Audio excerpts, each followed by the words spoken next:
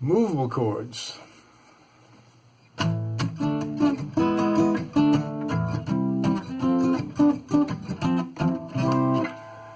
Okay, once you've learned the basic open chords, the G, C, E minor, A minor, the chords from the more chords section, all the chords we've learned up to this point, the next step is to take those chords and turn them into movable chords.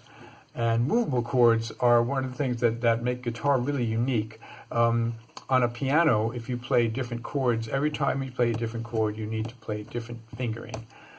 With guitar, once you learn a chord, a movable chord, you can play that same chord in a variety of places, so you don't have to learn a new fingering for each key, for each chord. So we'll look at that. We'll look at the E chord and walk through this. So I'm going to take a basic E major chord, and I'm going to refinger the chord without using my index finger. I'm going to play the same chord but using the second, third, and fourth finger. Still an E chord. The E, of course, is on the sixth string, the root on the sixth string. Now I'm going to slide that E position up one fret, and I'm going to put my first finger down across the first fret. Now I have what looks like an E chord, but my first finger is lying down across the first fret. It's like if I was to put a capo, we'll talk more about capos later, but if I put a capo on the first fret and played an E chord, this is what it would look like. But, is it still an E chord? Remember, the E chord is based on the note of the sixth string. When I move it up one, it's a different note. It's actually an F. So what I've done, I've turned this E chord, slid it up one fret, essentially the same shape, but it's a different pitch. It's an F. The note on the first fret is an F. So now I'm playing an F major chord. Okay, I can take that same shape, move it up one more fret. It becomes an F sharp. Up another fret, it becomes a G. Well, look at that. You already know a G. You know a couple of Gs, but now there's another G. Now you can move all the way up the neck. F, F sharp, G, G sharp, A sharp, B, C, C sharp, D, D sharp, E. There's 12 chords right there. Now, we talked about major, minor, and seventh chords. Every chord can be presented as a major chord, a minor chord, or a seventh chord. Well, the same thing applies to these movable chords. Once I turn this E shape into a movable shape, it's still everything that I would do with an E chord as far as changing this character will apply up the neck. So if I lift up my middle finger, that G major becomes a G minor. Put it back down, lift up my pinky, it becomes a G7. So what this does, once you turn this E chord into a movable chord, it will yield 3 chords on every fret, times 12 is 36 chords. So learn this one shape, and you've added 36 chords to your chord vocabulary. Okay, now you can do the same thing with the C chord, the A chord, the G chord, the E chord, and the D chord. And it's called the cage system, where you take those 5 open chords and turn them into movable chords.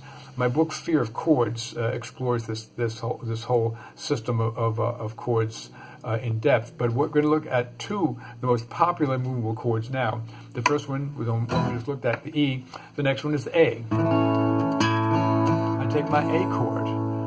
I do the same thing. I take my index finger out of the mix and play the chord, my second, third, and fourth finger. I'm still playing an A chord. The root is still on the 5th string. I slide it up one fret, and I can lay my first finger down across. I don't have to lay it across to the 6th string. I can just go to the 5th string because the root is on the 5th string. So I move this A chord up one note. The next note up on the 5th string from A is A sharp or B flat. Now there's a fingerboard chart after the two pages on movable chords that will help you navigate up and down the neck, plus the chart that you see on each page that shows you the notes as they move up the neck, so you can identify this shape as it moves up the neck. So this A becomes A sharp, B, C. So now I have a C chord, but that's a C note on the 3rd fret of the 5th string. I'm playing a C major chord. And just as I could take that E shape and present it as a major, minor, or 7th chord, C major, C minor, C7, just like A major, A minor, A7.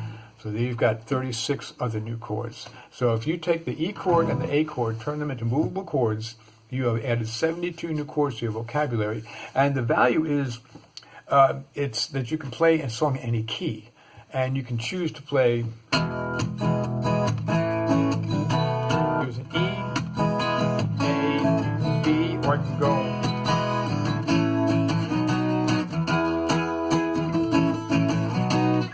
Any chord progression anywhere in the neck. And once you have the E form and the A form under control, you can typically play any chord in two places on the neck. For instance, here's using the E form, there's a G chord with a G on the 3rd fret of the 6th string.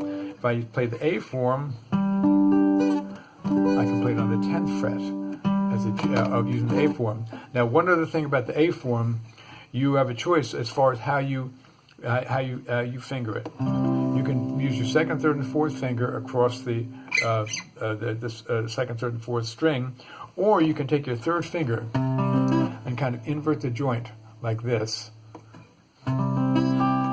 This is probably, it's a little tricky, but this is the most common way to play this chord. But whatever you're comfortable with is fine. There's no rule there. Just learn one or the other and expand your chord vocabulary.